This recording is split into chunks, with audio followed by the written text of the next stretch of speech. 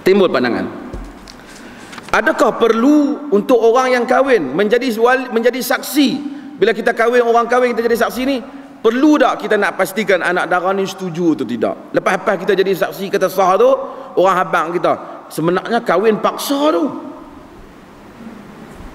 Maka Syekhul Islam Ibn Taymiyah rahimahullah ta'ala dan beberapa ulama yang lain kata hendaklah saksi sepatutnya nak tengok sikit ni anak dara ni setuju ke tak.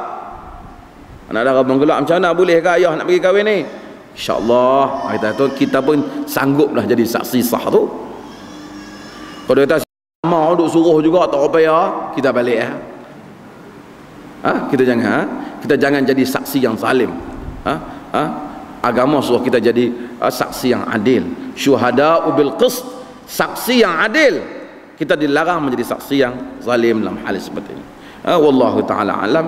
Kita buka pada soalan.